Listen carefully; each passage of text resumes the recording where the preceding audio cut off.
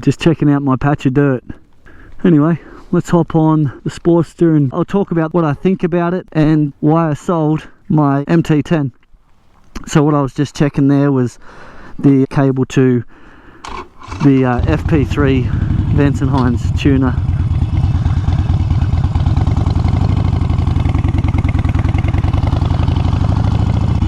Just talking about the FP3 tuner, I've just gone with one of the bass tunes already programmed on the tuner, and that's to suit my Vance & Hines short shot pipes and high flow air filter, and it is running absolutely killer. There's no backfiring on D-cell.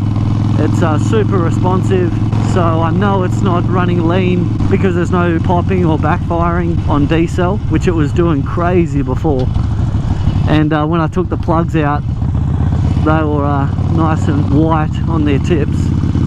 So yeah, first off, I'll talk about why I sold my MT10 to buy this Harley. So about 6 months ago, I sold my Softail Street Bob, which was a 107 cubic inch with a torque cam. Sold it to put money towards that block that I was just looking at, and the other half of the money went towards buying a bike, which was the MT10. After 6 months of owning that bike, it just wasn't suited for me. The only time I was having fun on the bike was when I was going stupid fast.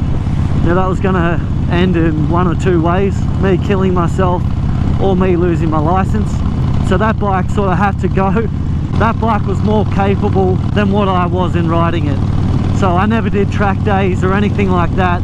And I just looked at that bike and thought, you know, what a waste. Like, I'm not using it to its full potential. And it's crazy because, like, after owning the MT10 after only 2 months, I knew I made the wrong decision.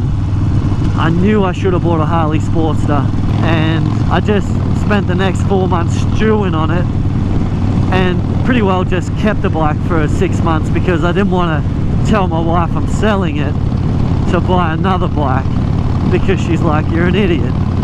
You buy these bikes, you pay the cost of stamp duty, and then you sell it, and then you lose that stamp duty cost, and all valid reasons, I know.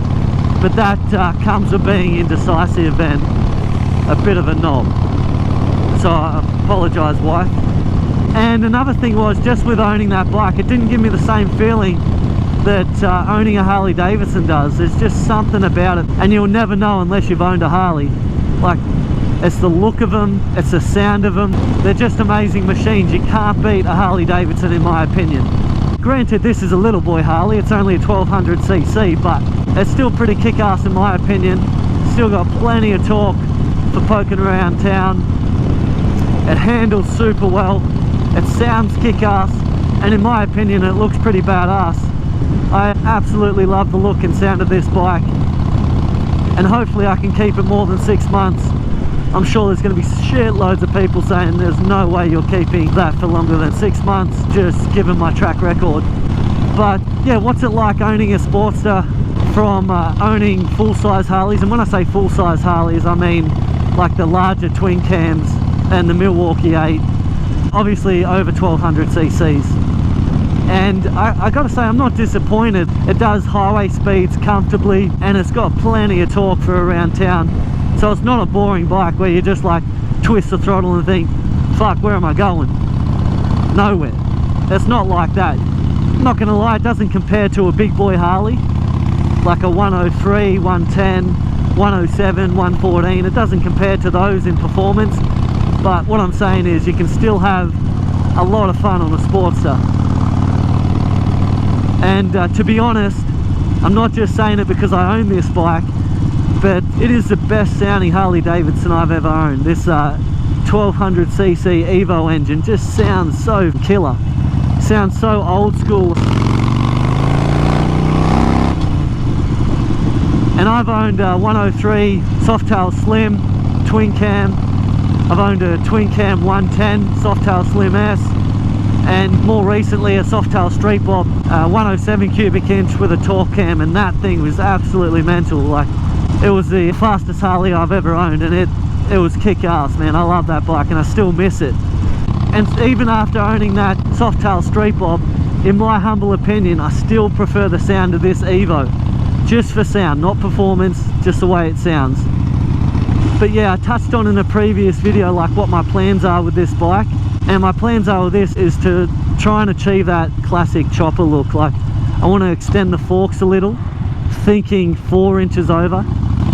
Initially I wanted to go with 6 inches over, but I seen a guy post a photo online and it kind of looks like it's riding a wheelie and leaning over too far on its side stand.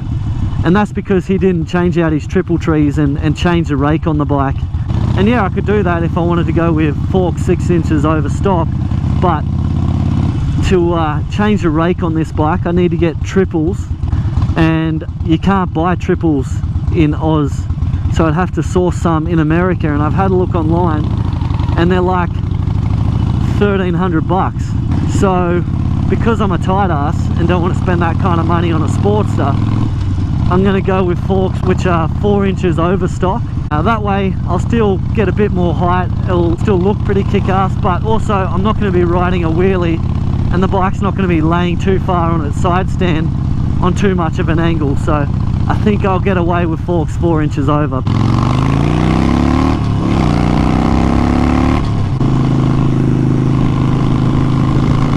But yeah, just when I change out the forks on this, I'm also going to change out the headlight because, as I said, I want to go with that chopper styling, and this LED headlight on the front doesn't achieve that old school chopper look.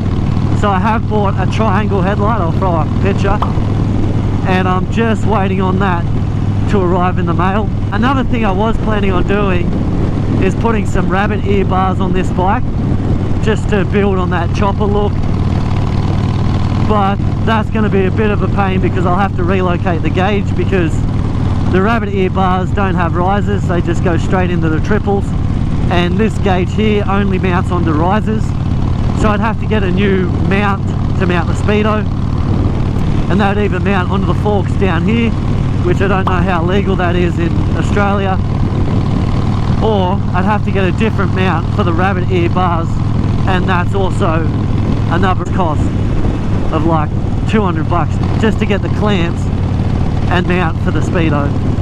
So rabbit ears aren't out of the question, and I'm still pretty hyped on getting some. Like, do I want to spend that much money on a Sportster? Like, I think the main things which will achieve that chopper look is extending the forks, changing out the front headlight, getting a nice tall sissy bar, like a 24-inch sissy bar on the back, or even getting a king and queen seat. And like, I've seen plenty of old school choppers with bars exactly like this, like the Mini 8s. So yeah, I don't think it'll take away from the chopper styling, but I prefer the look of rabbit ears. I just don't know if I want to spend that kind of money on achieving that look.